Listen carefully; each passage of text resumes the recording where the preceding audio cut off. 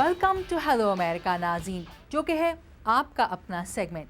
नाज़रीन, 65 साल से बड़ी उम्र के अफराद यूएस सेंसस ब्यूरो के मुताबिक अमेरिका की 30 करोड़ 70 लाख से ज़ायद आबादी का तकरीबन 12.8% हैं।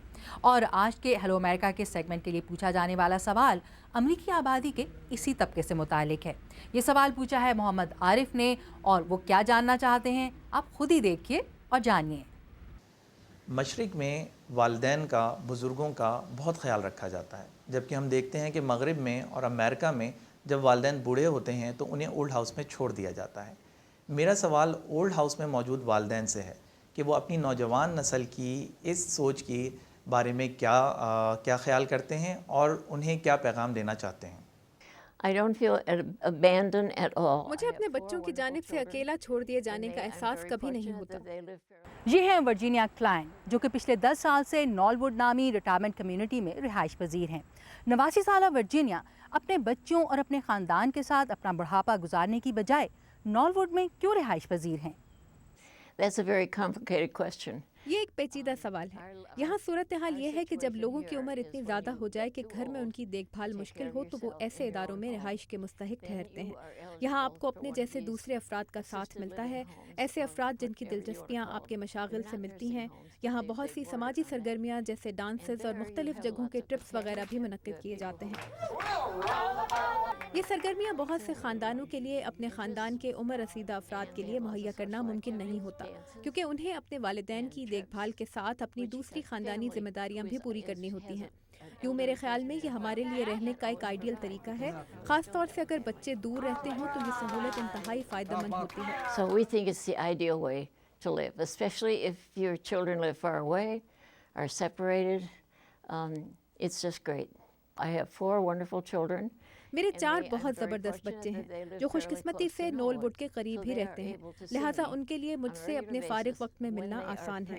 अगरचे वो अपनी ज़िंदगियों में बहुत मसरूफ़ होते हैं और यहाँ की सरगर्मियों में भी भरपूर अंदाज में हिस्सा लेते हैं, लेकिन वो जब भी यहाँ आते हैं मुझे बहुत मज़ा आता है। मुझे कभी भी तन्हाई का एहसास नहीं होता।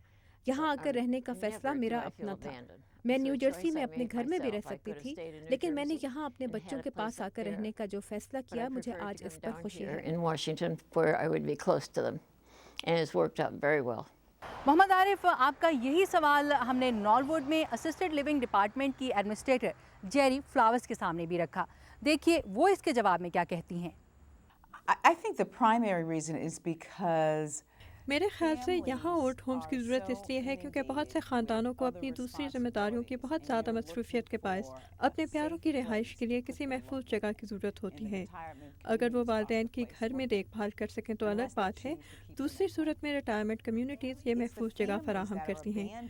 जिस किस्म की इन्वॉल्वमेंट मैंने बच्चों की यहाँ रहने वाले अपने बूढ़े वालिदैन के साथ देखी है, उसकी बुनियाद पर मैं कह सकती हूँ कि ये तासुर बिल्कुल दुरुस्त नहीं कि उन्हें तनहा छोड़ दिया जाता है।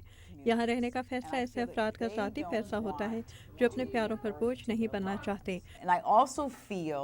that it gives them a sense of independence. मैं ये भी महसूस करती हूँ कि इससे उन्हें खुद मुख्तारी का, मिल्कियत का, अपनी ज़िंदगी पर खुद अपना इख्तियार होने का, खुददारी का और अपनी ज़ात की कदर का एहसास मिलता है।